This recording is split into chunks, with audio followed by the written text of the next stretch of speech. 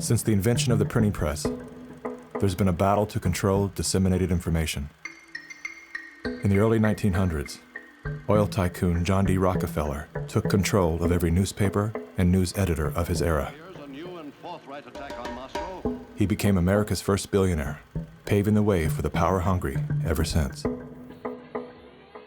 Thus began the gold rush for the modern world's most precious resource, the narrative. Do you have any people being paid by the CIA who are contributing to a major circulation American journal?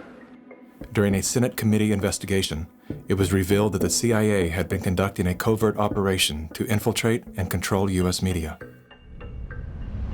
They called it Operation Mockingbird. We do have people who submit pieces to American journals. Do you have any people paid by the CIA who are working for television networks? This, I think, gets into the kind of details, Mr. Chairman, that I'd like to get into in executive session. Over 3,000 CIA contracted and trained operatives were placed in key positions within top media outlets. Posing as editors and journalists, these well-paid actors never dared to question the effect of their lies on the world beyond their cozy studio.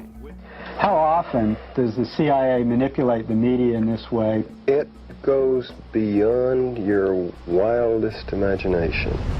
Setting up student organizations so they could draw radical students in. 5,000 university professors co-opted to help the CIA manipulate people's minds. Journalists in the U.S., including big-name journalists, co-opted to function routinely to help the CIA put out stories and biases to the world. As this 1952 CIA memo says, the aim is controlling an individual to the point where he will do our bidding against his will. It's a great brainwashing process to change the perception of reality of every American to such an extent no one is able to come to sensible conclusions in the interest of defending themselves, their families, their community, and their country.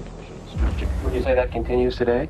Well, I would think probably for a reporter it would continue today, but because of all of the revelations, I think you've got to be much more careful about it. So how do we know that Operation Mockingbird still isn't in effect? Well, we don't. It was the Telecommunications Act of 1996 that opened the door for predatory corporations to monopolize the industries of print and broadcast. This bill protects consumers against monopolies. It guarantees the diversity of voices. Today, a handful of corporate empires own and control the vast majority of everything you read, hear, and watch.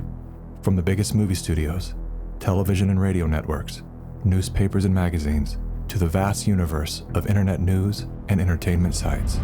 Amazon has transformed its operations in response to COVID-19 to protect employees and keep packages flowing. The company is keeping its employees safe and healthy while still delivering those packages to your doorstep. The company is keeping its employees safe and healthy. The company is keeping its employees safe. Millions of Americans staying at home are relying on Amazon. And that is how it works. It's like a house of mirrors, where you're seeing the same thing over and over and over again, except it's distorted.